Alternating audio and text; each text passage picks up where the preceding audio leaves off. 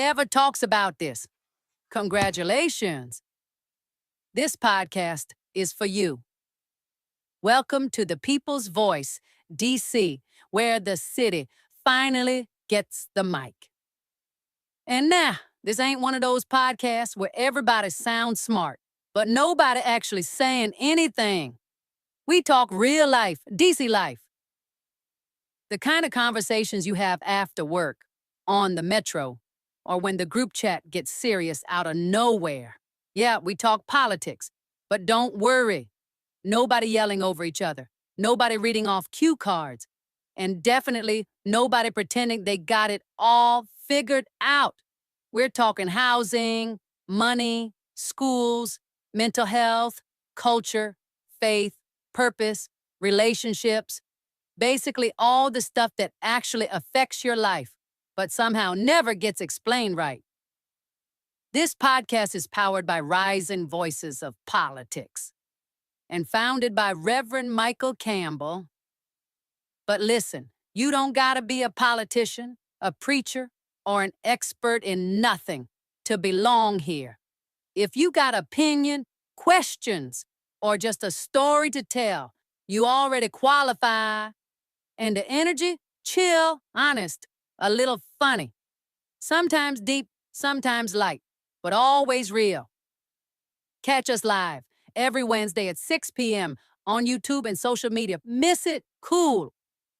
It drops the same night at risingvoicesdc.org, and you can listen anytime on Spotify. So whether you're outside, inside, commuting, procrastinating, or just tired of podcasts that don't sound like you, tap in, tune in, laugh a little, learn something.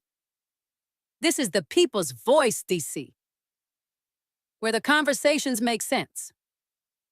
The people are real. And yeah, we might even say what you've been thinking. DC, my Martin voice. What's up? This is your boy, your favorite pastor, your favorite uncle, your favorite nephew. Reverend Mike is on the mic. So, listen, before we get started, I do have like a slight criticism. It's not slight, it's huge. Last week, we had, snow come through. It was real. It still is a little real, but it was real. And I enjoyed it. Don't get me wrong. I enjoyed it. I was out of work all week from, my great kids at Monument. I was out of work all week and I was paid for it. However, let's not, listen. Under the leadership of our Madam Mayor Bowser, where roads were not clear, where sidewalks were not clear, where alleys were not clear, where metro buses are still getting stuck, where, it's just crazy. Even ambulances and fire trucks are getting stuck. It's crazy. But our Madam Mayor decided that it was okay and that it was safe for kids to return to school. I guess the 2-hour delay made a difference. It didn't. But shout out to all of our parents who actually care about our kids, who decided to keep their children home, who decided that safety for their kids come first. Shout out to all of you great, wonderful parents. Also, I don't know if you heard the introduction. Shout out to our intro maker, but I don't know if you heard the introduction, but we are on Spotify. Yes, people have been asking. They're like, look, I can't really watch the show, but, is it where I can just like listen to it while, I'm doing this, or while I'm on the train, or, while I'm driving? Listen, you can tune in Spotify. We have our audio only version. We also got the video version coming up on Spotify too. But, tune in. Check us out. We also on all the other social medias. You can check us out on TikTok. You can check us out on Instagram. You can check us out on X. I was about to say Twitter, but shout out to Elon Musk. Anyway, let's get on with our show. Backstage, we have the beautiful Madam Rashida Brown in the building, running for Ward 1 Council. And today we want to just learn a little bit more of who Madam Brown is and what she stands for. So without further ado, we have a little intro video. And you guys are going to go see Madam Rashida after this. Stay tuned. Check this out. Okay. I look good. Okay. On the street and I got my swag on. Okay. Get the money, gotta get my bag on. Okay. Okay. All you suckers just the one that be me. So get smacked. You looking whack. I got the big stacks. I'm pushing stacks. New outfit. You wish you had it on. Only tricks on.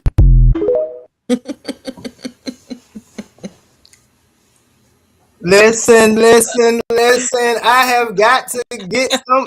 Listen, whoever on your team, whoever you know, I got to get somebody to help me make my videos. That thing was cranking. I was like, okay.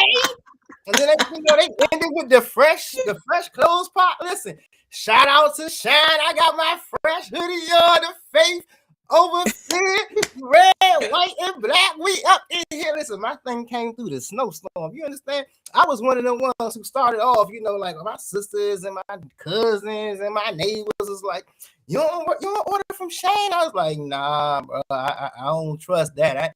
I ain't waiting 4 weeks for my stuff to come. I got to get my stuff in the store, And since I saw something, the app came up on my phone. I was like, I'm gonna just check it out and see what's on here. And I saw some stuff on there. Like I can literally just Google all Christian products, and it's nothing but Christian-based clothing that comes on there. And I just tried it out. I said I'm gonna try it out, and I ain't trying to tell y'all my budget business or my income or nothing, but for us folk that gotta manage funds a little differently, they allow for you to use the Afterpay feature. That's big for me. Listen, I keep it real. That's big for me. I pay $20 a week and I can get $100. Listen, Shane, shout out.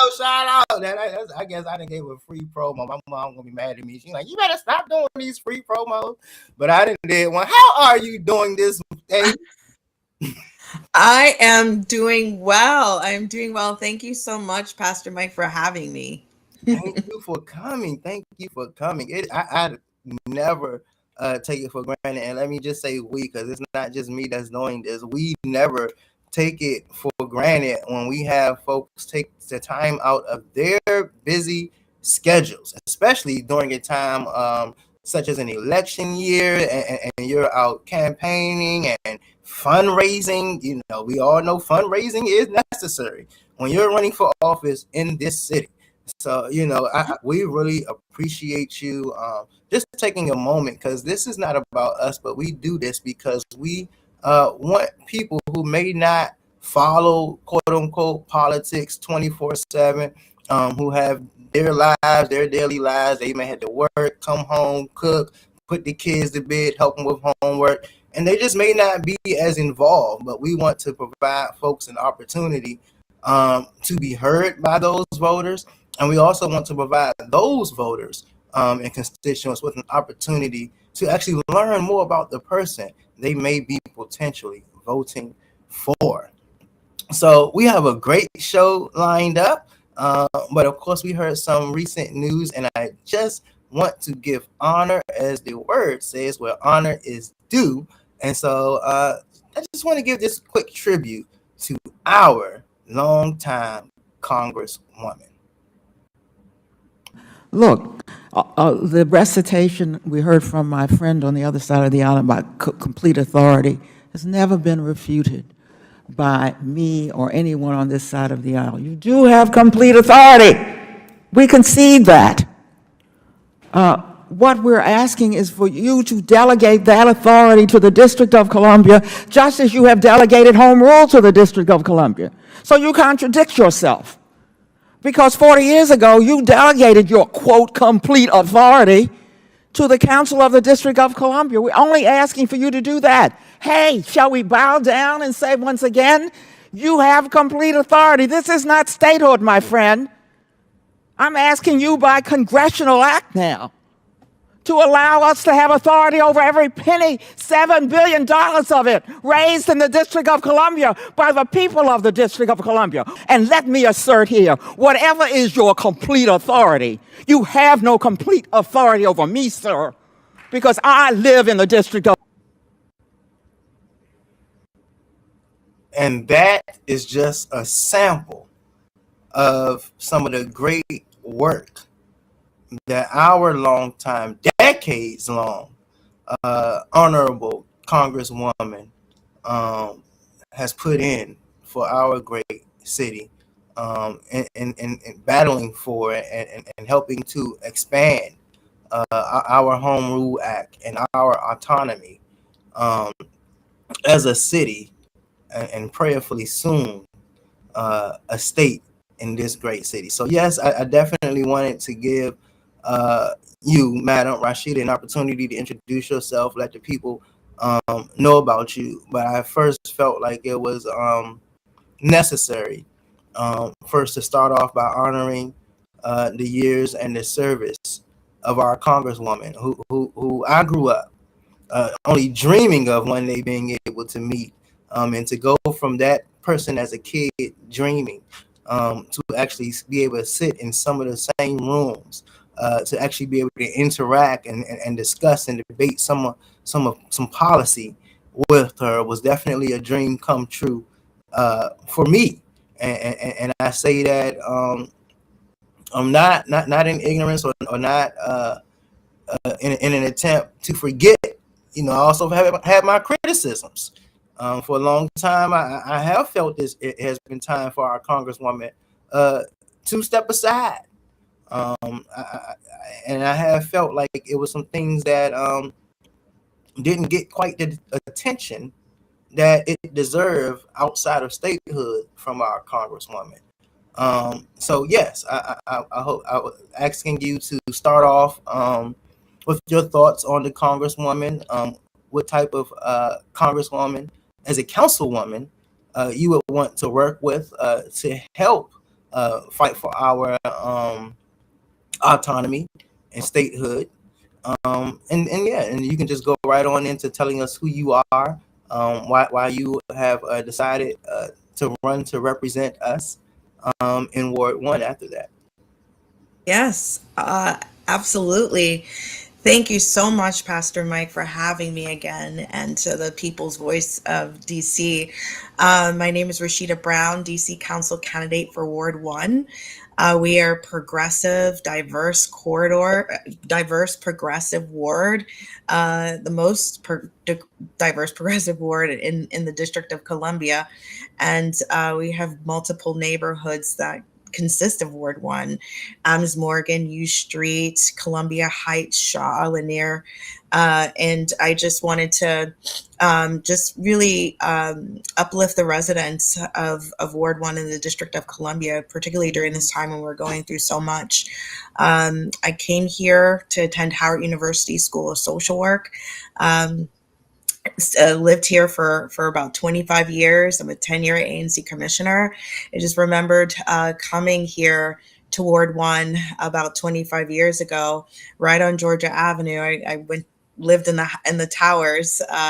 Didn't have housing when I first came here, but I was able to get that. Didn't have furniture. I slept on the floor. That's when my first night living here, I heard gunshots for the first time. But I also heard the music from the 930 Club and laughter of the Howard students, and I knew that this was my home. I have lifelong friends at Howard that I've known for so many years.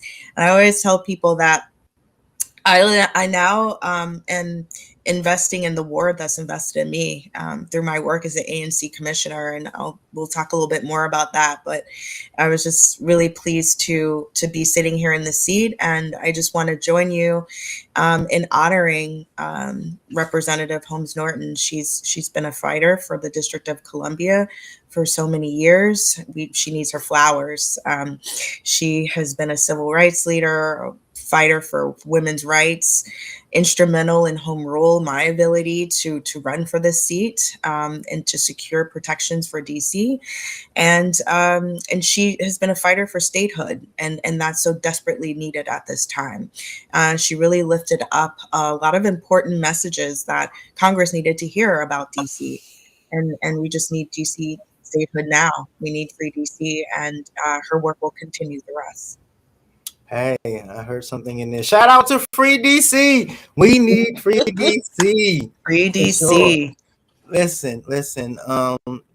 You were endorsed by our sitting Ward 1 council member, Brianne Nadeau, and that's a big deal. The council member did some great work. There were some things that I'm sure myself and other people may disagree with, but she overall did some great work. I always found myself proud of her willingness to go toe to toe with our mayor on issues that mattered, and to stand firm on her principles that mattered to her. So I wonder, what does it mean to you to receive the endorsement of our sitting Ward 1 council member? Yes, shout out to Councilmember Brianne Nadeau. I was her ANC commissioner 10 years ago. I remembered when she was running for DC Council for Ward 1 in 2015, and I was running for ANC, first time elected official. I have pictures of her and I when we go way back during that first time, and I said, whoa, we were just girls then, and now we're women. She has 2 children now and is married, and so now I'm in this place. I never thought that I would be here. Just the background that I have as a social worker, my goal has always been to ensure that I'm lifting up the needs of residents, particularly who are low income, who are working class like me. I grew up in a working class family, and I know that government can be doing more to pitch in and make sure that residents are okay, no matter their income or walk of life. And that is something that I have alignment with Councilmember Nadeau. She was a committee chairwoman for the Human Services Committee, so she was instrumental in passing a lot of legislation, baby bonds, and ensuring that we had TANF protections for low-income families.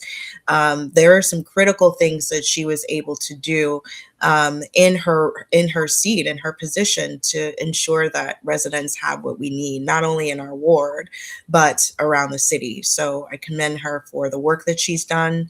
And as a DC council member, I greatly will get the baton as it's passed to me, and ensure that residents are protected in the same way.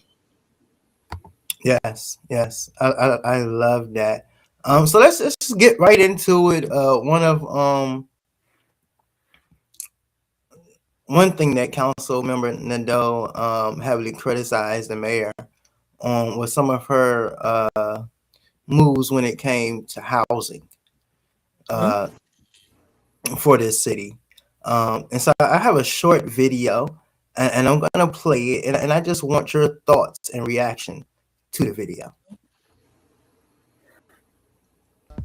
Today, let's talk about systemic accountability to the working class. We went over how DC is using area median income as the measure of affordability, which bases the definition of low income on the median income of people living there, not on minimum wage, which means it goes up with more rich people coming in, which is a little disingenuous, as it continually pushes out the lowest income, including minimum wage workers. Now let's hone in even more on the waiting list for affordable inclusionary zoning, or IZ units. See, there were 25,000 registered households waiting for an affordable IZ housing unit in 2023, and this list grows each year. So, how many IZ units are for families? Like 3+ bedrooms? Well, currently there are now only 2,400 IZ units built across the entire city, and most are studios and 1 bedrooms set at 80% AMI, which is practically market rate, so the developers can make their coin back. This means the very few IZ or affordable housing units in our city are catered to single people, not families. So those 8 to 10% or even 15 to 30% affordable, largely one-bedroom and studio units in most new DC buildings, which could easily go to the top-range single earners, really ain't cutting it. So now let's talk accountability, specifically on independent DC auditor report on inclusionary zoning done in 2024, where it acknowledged the 18,000 households that were registered and waiting for an IZ unit next to the 2,000 IZ units that had been built in 2022, as well as the more than 4,600 IZ registrants that are 3-plus person households, families, vying for just 123 3-plus bedroom IZ units built. The investigative report also recognized that the Department of Housing did not initiate enforcement action against any property owners or private developers who violated IZ development covenant requirements. In fact, the report recognized the Department of Housing is not even enforcing IZ annual reporting, as it's quote-unquote hard to track how many IZ units have been vacant or remain vacant since they were built. Without annual reports, the Department of Housing is unaware of the number of vacant IZ units. In summary, nobody even checking to make sure these private developers are even meeting city needs. And numbers-wise, they're not designed to. They're designed to make profit because capitalists.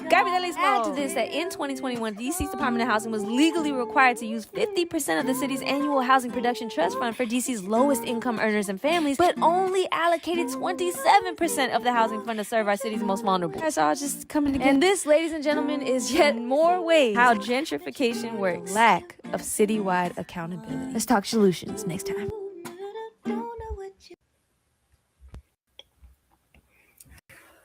Shout out to DC Brown Girl.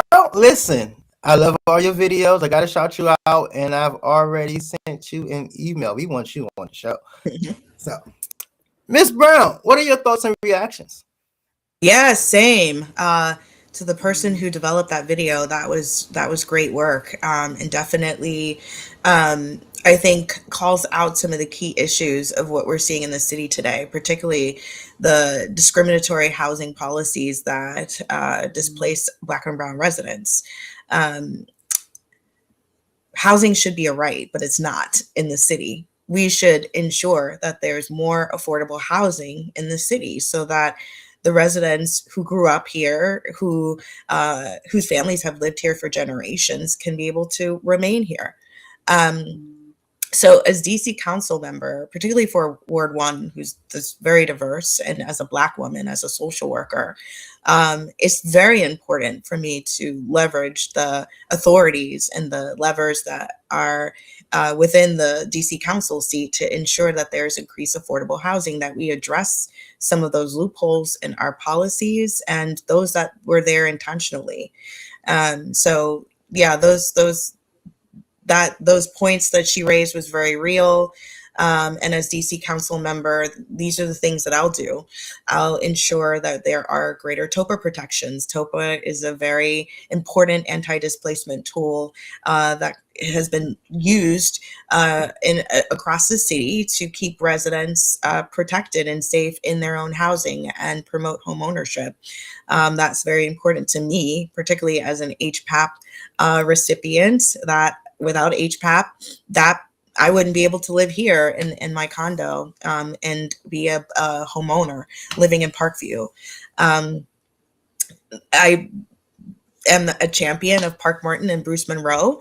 The redevelopment there is a part of new communities that will bring a significant number of housing units and affordable housing units, particularly those replacement units, to ensure that Park Morton residents have a pathway to return back to our community.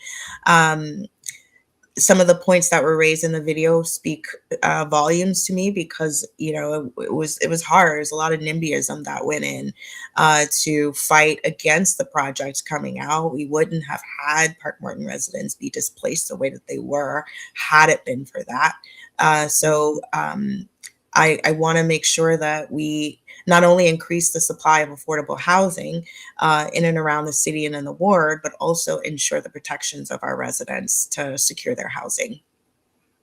And I just got to take that opportunity and moment when the People's Voice was started, under the Rising Voices, of course, but when the People's Voice in this podcast was started, it was co-founded with two other members. Might I add, Ward 1 residents, former Park Morton president Sean High. Shout out to you and all the great work you've done to help make this a successful show. And shout out to my good brother, Brother Chris Otten, who won't join me as a Democrat. He's still staying strong with the Green Party. Praise the Lord. And that's my good brother. He's the one that's gonna go and shout and yell and fight for you. And you know, when you're not gonna do it, he'll do it. He will do it. He will. He will stand up. And so shout out to my good friends and former co-hosts of this great show. But let's get right back into some things you were talking about with housing. I just wanted to read one of your quotes before I ask you these next few questions. You said, as your council member, I won't just advocate for more housing, I'll fight for the right mix of housing throughout Ward 1 to preserve its rich diversity and ensure that residents thrive regardless of their income. You move on to say, as a home purchase assistance program recipient, that's the HPAP that you just mentioned, I know firsthand how these critical programs matter and that they must continue to be funded by the DC Council. Housing assistance programs like HPAP help me afford to live in DC. So, I just wanted to dive into some numbers that I had and some research I had done, and ask you a few questions. Starting with, you talked about the funding, but one of the other issues that I've come across with our constituents, many potential home buyers report that HPAP takes months to get a notice of eligibility, delaying home purchases or risking deals even falling through. If elected, how would you accelerate the HPAP review and approval process so buyers don't get stuck waiting? Oh, yes, I know that all too well. I waited on my HPAP assistance to come through, and it was not aligned with what's going on in the market. I could have lost my housing, and it happened during a time in 2007, 2008 when we were going through the housing market crash and the recession, and people were losing their homes, and my paperwork got caught up in that. And, you know, there are still things that happened during that transaction, and we had to, you know, close some loopholes later on. But that was, you know, a lot of issues that happened during the process. I would like to really streamline that process, not only for HPAP, but housing in general. When people get their housing assistance, I don't want to see residents wrapped outside a building, a government building, to come in to receive their assistance and make sure that they have secure housing. I think that we could be streamlining that process by training workers using technology.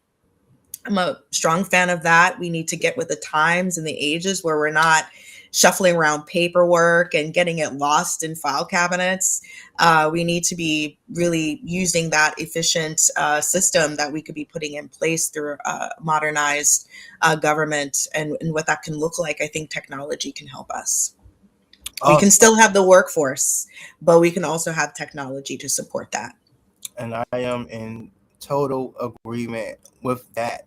Our government as a whole just needs to, Lord knows, we just need to upgrade, in my opinion, when it comes to technology. I'm just reminded of the time during COVID and like our unemployment system, when people were just trying to file for unemployment, and how the website was overloaded and needed a complete overhaul.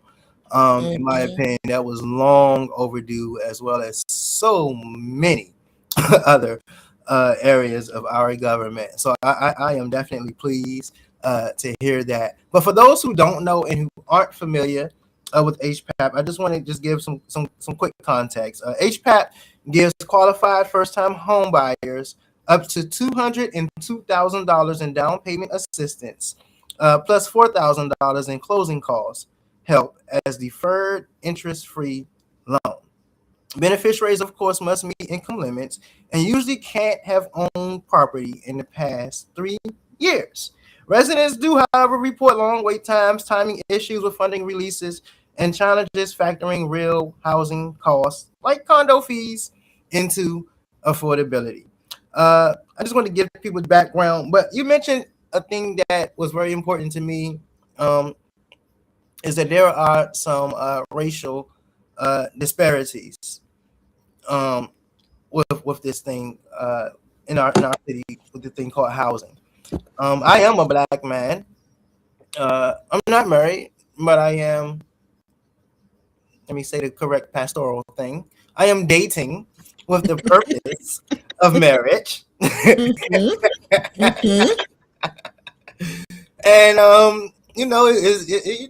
it definitely is a goal of mine to be able to tell my baby I got keys to a brand new house. So given the long-standing racial disparities in housing and mortgage access, how will you ensure HPAP is implemented in a way that addresses these disparities and increases opportunities for historically underserved communities like mine? Yeah, I'd love to funding for HPAP, quite frankly. That income eligibility threshold, I like just met it, right? And I remembered the first time I came into the profession, into the social work profession, I made $35,000. And I wasn't considered low income, but I had a master's degree. I was paying rent, paying groceries, paying student loans.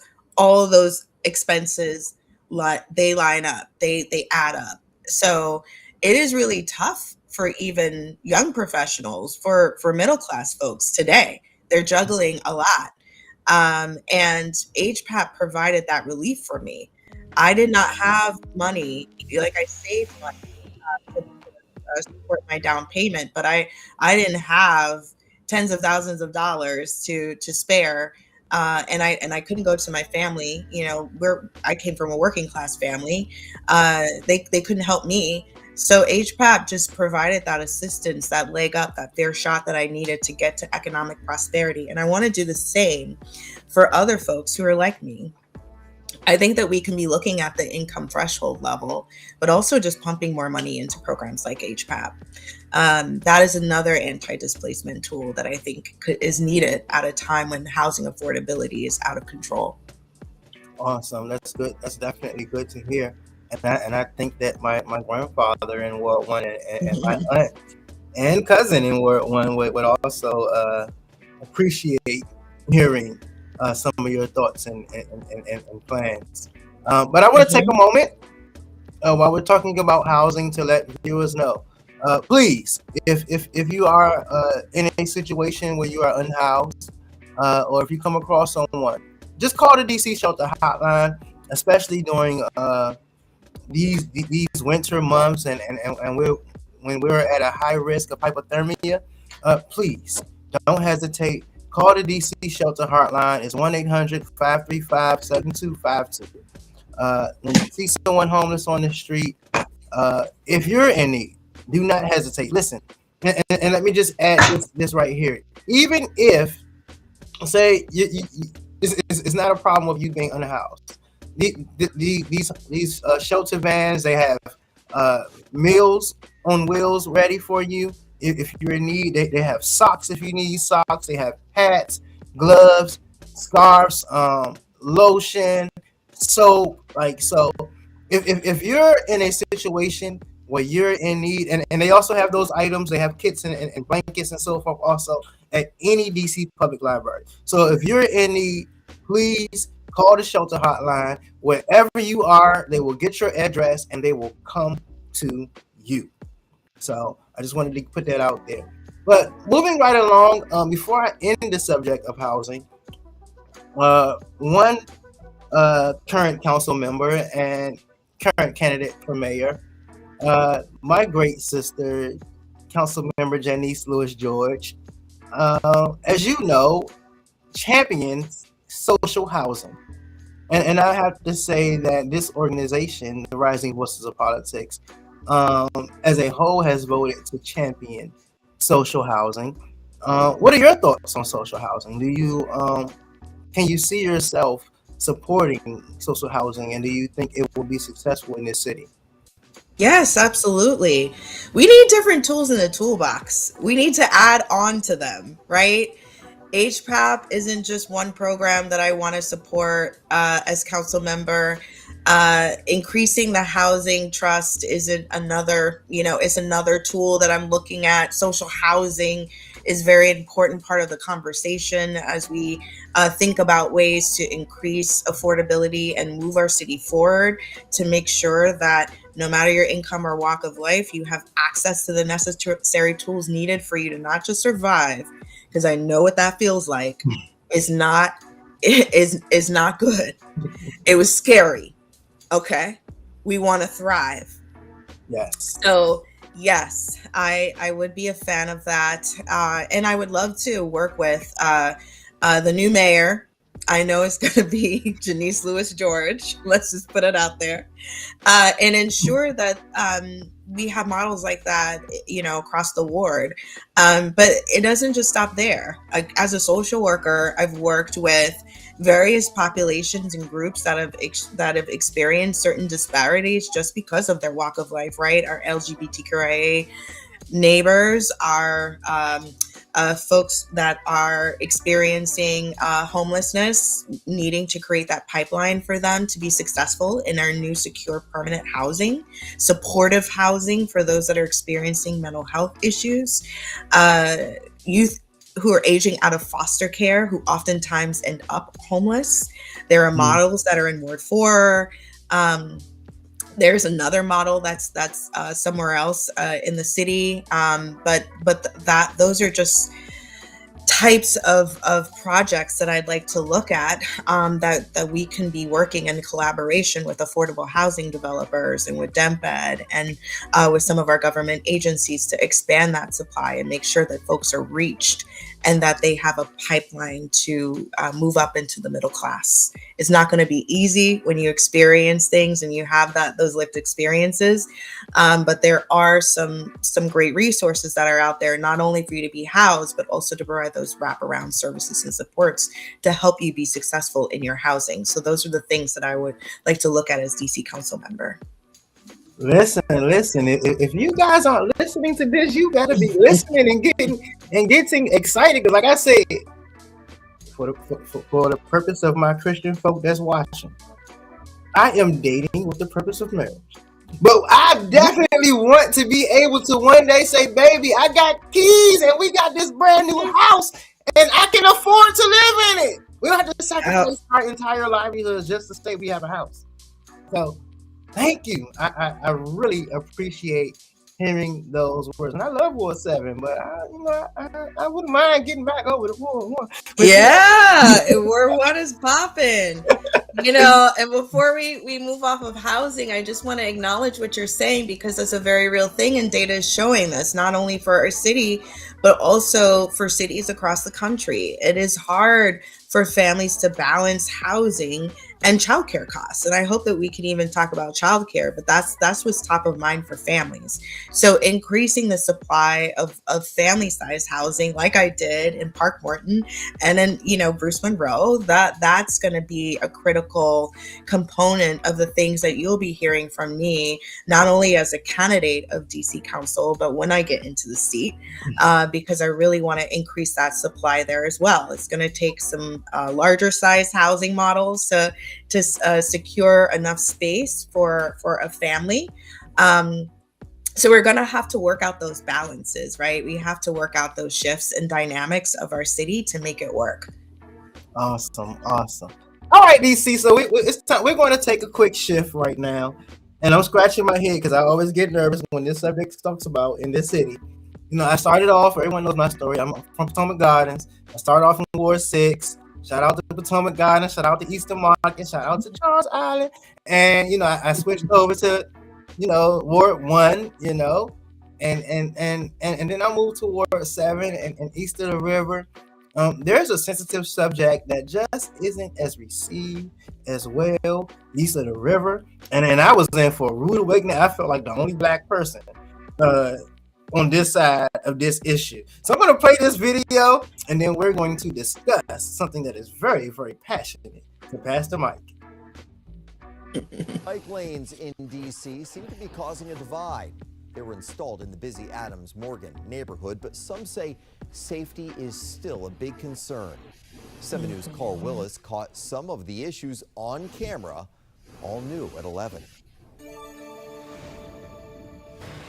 Adams Morgan's recently installed bike lanes aim to keep things rolling and improve safety by removing vehicle traffic lanes. But for some, it appears drivers and moped operators are taking more risks along Columbia Road. 7 News spotted drivers, including bus drivers, swerving into oncoming traffic to get around cars stopped in the road for deliveries and ride shares. Double parking, delivery trucks are parked in the middle of the street.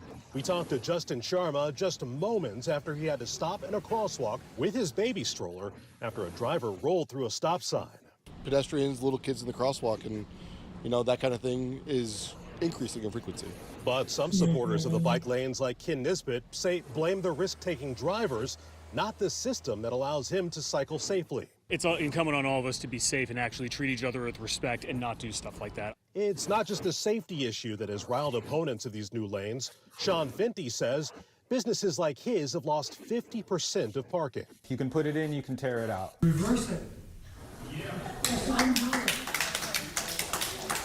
Tuesday night, he and his neighbors made sure that the DOT and his council member heard their concerns in a meeting for the Kalorama Citizens Association. Well, what I would like to do is for them to acknowledge that this has been a tremendous mistake and for them to pull it out. That has happened in other cities. There's always going to be a period where people need a little bit more time to get used to it, and I hope that eventually people do. And there's also talk about having designated drop-off and pickup zones here. While that is welcome to some, opponents tell me they will continue to work to have these bike lanes removed. In Adams Morgan, Carl Willis. All right, and after watching that video, I must give a shout out to another outgoing council member, Anita Bonds, who, yeah, praise the Lord. You know I love you, Council Member Bonds. We've had some disagreements when you were overseeing housing, but outside of that, I just got to say that Council Member Bonds is always such a sweet and loving person. Always gives me some of the biggest hugs, and she doesn't know this, but I could be having such a stressful, busy day, and just her hug and her sweet voice would just like ease my tension. And oh, I love you, council member. I love you, and I wish you nothing but the best. All right, Madam Brown. Bike lanes. This has become a hot topic in this city, and I realized how hot it was until I moved east of the river. And I was like, no bike lanes. They was like, no bike lanes. And I'm like, whoa, like this is all I've been doing all my life is riding bikes. Like, what's going on?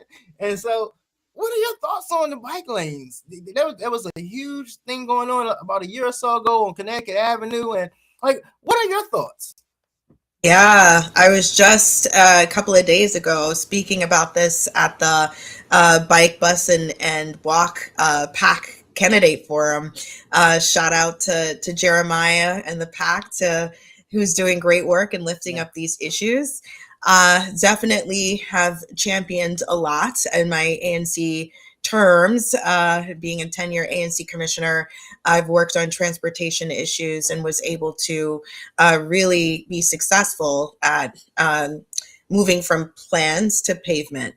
So I have a lot of experience underneath my belt to work on some of these critical issues, because Ward 1 and around the city, we deserve to have a transformative, well-connected transportation system that works for everyone, that's affordable, that's inclusive, and that can get folks in and around the city safely.